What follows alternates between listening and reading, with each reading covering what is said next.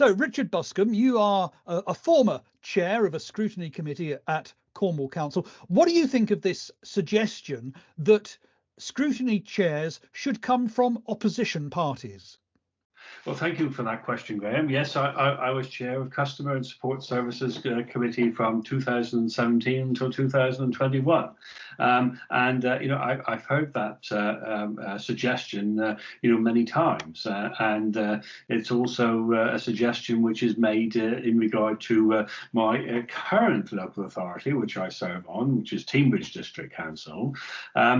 I think if you speak to people from the Centre for Governance Studies, they will usually say, well, depending on which trainer you get, actually, they'll usually say it should be chaired by a member of the opposition, or increasingly they're saying it should be chaired by the best person.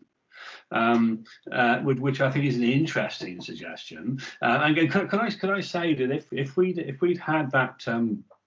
If we'd had that rule in my time, the best person on my committee was Councillor Dave Biggs, one time a councillor for Camborne. And Dave, if you hear this, or if anyone knows David, can they sort of pass this on to them, please? He was a man of great integrity, knowledge and fairness, and I admired him a lot. So if we were looking at the best person, then he would definitely be the one. Now, going back to, should an opposition party member chair of the scrutiny committee, I think it was down to party politics in my time, Graham. The Lib Dems, we were the joint party of administration with independents, and the decision was taken purely on party political grounds that we would hold the chairs and vice chairs of scrutiny committees. Now, a little story which you might find interesting was that a leading Conservative councillor at the time, who is now a leading member of the cabinet in the current Conservative administration, said to me on many occasions that if and when the Conservatives, came to power, they would ensure that scrutiny was chaired by members of the opposition, because that was the fair, transparent thing to do. And I think you probably know who chairs all the scrutiny committees at county at the moment. Oh, I do. But let me ask you, who was this former or now current cabinet member who thinks that opposition member? Who was it? I couldn't possibly say, Graham. I couldn't possibly say. I'm sure viewers will be able to guess. How would it work, though, Richard? Because, as you say, it's all driven by party politics. It's going to continue to be driven by party politics. When the Liberal Democrats were running Cornwall Council, you could have done it. So why didn't you? It was a purely political decision, Graham, and I suspect that is the case in most of the authorities up and down the country. It is, for example, at Teignbridge District Council at the moment. Now, one thing I would say on this, Graham, and I studied scrutiny a lot, and I'm involved in it up in Devon now, is that if an opposition councillor, chairs or is a vice chair of scrutiny, they mustn't think, oh, this is the opportunity for me to put the boot into the administration, because that's not what scrutiny is about. Scrutiny is about making things better. Scrutiny is about working together, having a joint agenda. It's not about just scoring political points, and I think that's very, very important to bear that in mind. I'm sure this works well in some authorities. I like the idea, which is what happens, I think, with the select committees in the House of Commons, where the members of the committee get together and they choose the best person. So sometimes you'll see a Labour person as chair, sometimes you'll see a Conservative or even a Lib Dem as chair. But it mustn't be seen by opposition parties as their opportunity to put the boot into the administration. Overview and scrutiny is deeper than that. There are some, taking the party politics out of it, there are other issues around scrutiny which appear to be problematic, particularly your old committee, which theoretically has oversight of some of the companies outside of direct Cornwall Council control. So Corserve group of companies, there are the Teckles like the Treveth House Building Company, Celtic Sea Power, the offshore wind farm company, and so on and so forth. Many councillors I speak to complain that they find it very difficult to find out what is going on there. Now, how can those systemic issues, which are really more to do with council officers, I suggest, rather than the party politics, how can those systemic issues be addressed?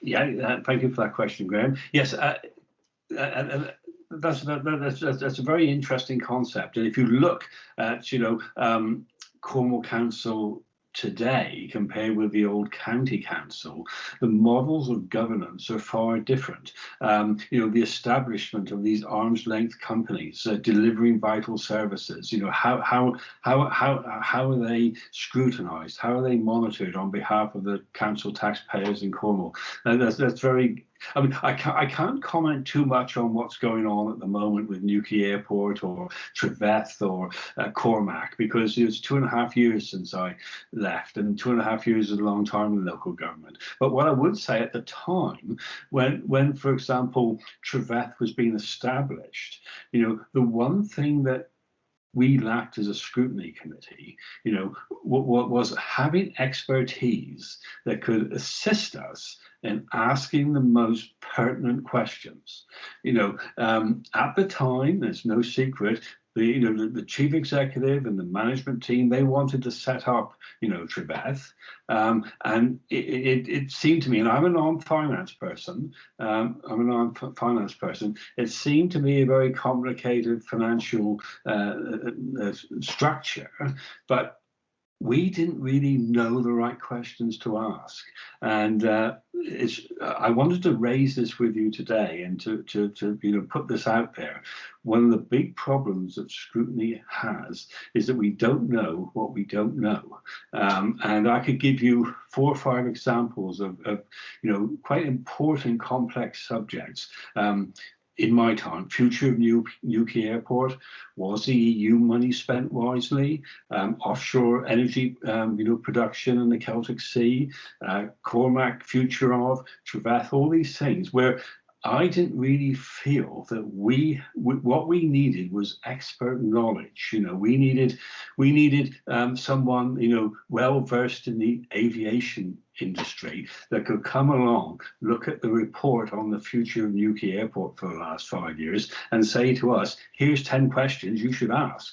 Do you know what I mean? It's interesting. It's interesting, isn't it, Richard? Because it gets more and more like what goes on really at the House of Commons, where even ministers and certainly MPs rely on their own political advisors to help them work their way through the civil service bureaucracy. I mean, in your day as chair of your scrutiny committee, going on at that time was the whole Cormac Gate scandal over health and safety. Similar issues around Newquay Airport and Spaceport today, where councillors say to me, "We don't know what we don't know." The handling of a couple of years ago, the council had to consider the future of leisure centres. And again, the scrutiny committee, it often seemed, was the last to know what was going on. Do you think there is a case for Cornwall Council having, talk about arm's length companies, an arm's length political research bureau to advise councillors on what their own officers are getting up to?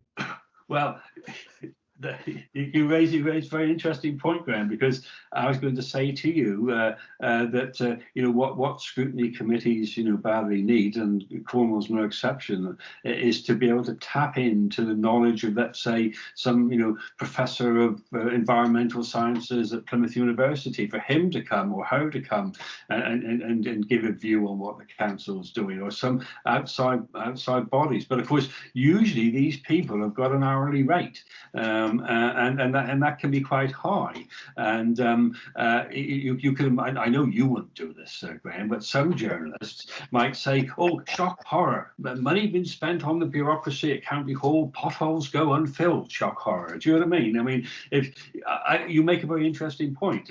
For councillors, all lay men and women, to do their job properly, they do need information, and that comes at a cost. And but that's a very difficult subject, to sell to the general public in Cornwall when they see potholes not filled, roads in a poor state, problems with adult social care and care packages and all that sort of thing.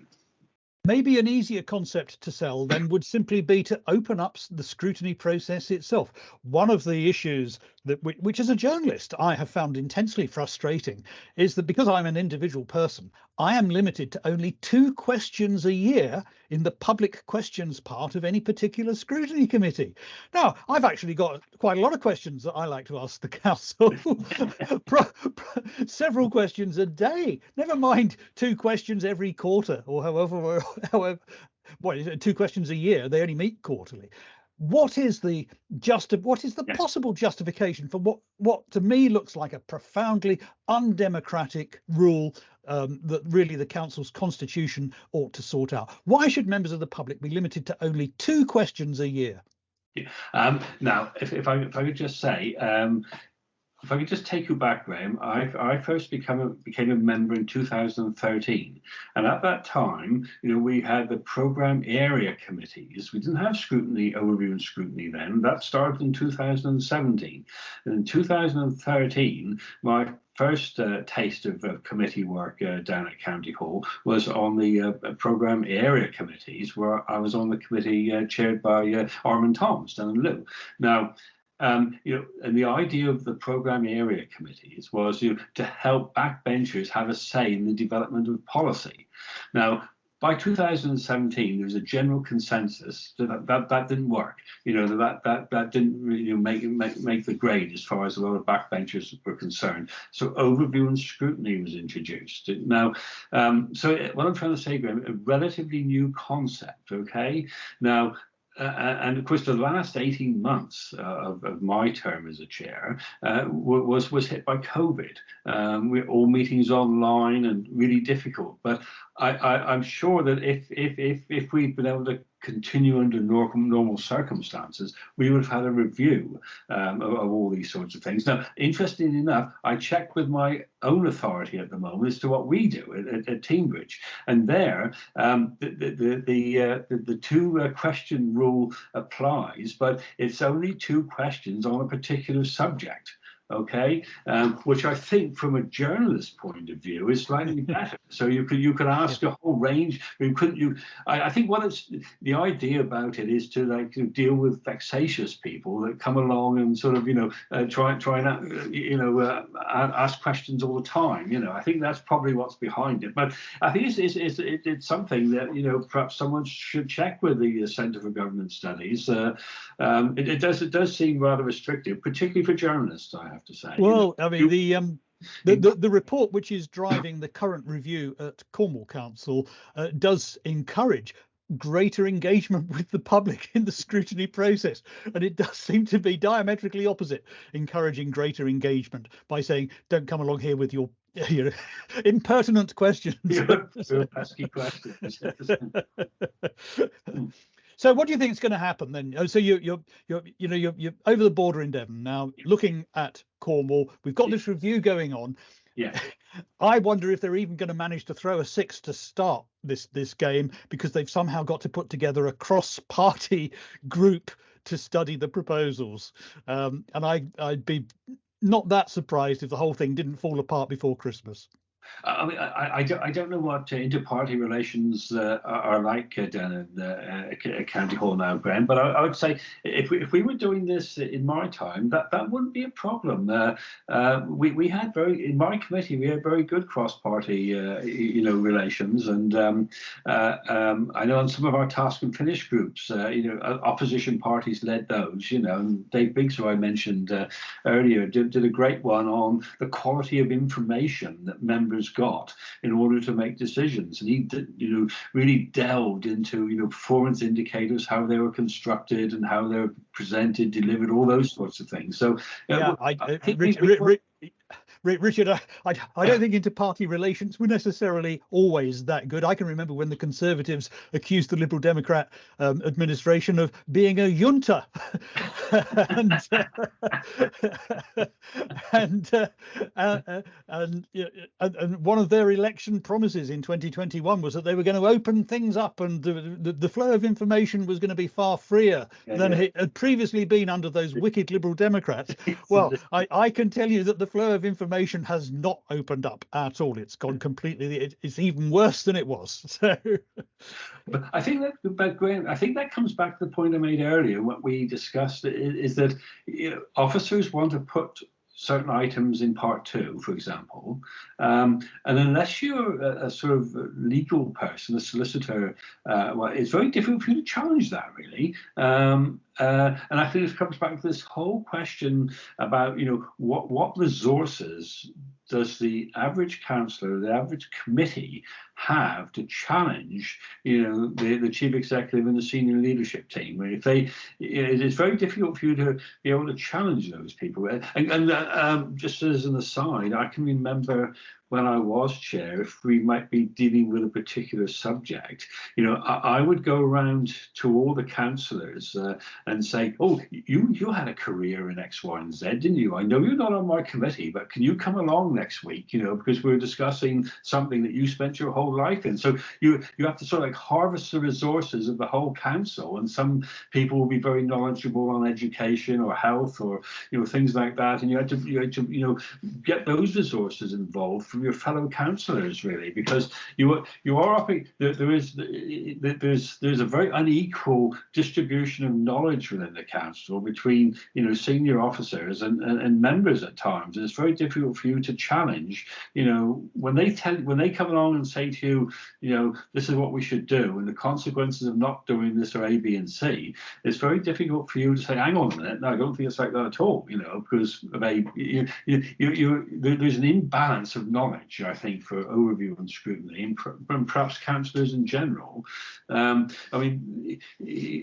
spent my whole life in local government. Really, I spent 30 years as an officer in 5 different authorities in Devon and Cornwall, and there is that difficult. You could write many a pamphlet on who runs a council, officers or members.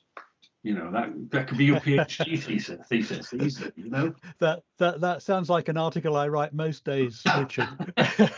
But perhaps finally then, a point that we could agree on is that there is overwhelmingly a strong case to be made for having an independent and vigorous local media. Oh yeah, absolutely. I agree with it. Yes, yeah. I do agree with that. And you do an excellent job. Richard Buscombe, thank you very much. Thank you. Thank you very much. Thank you.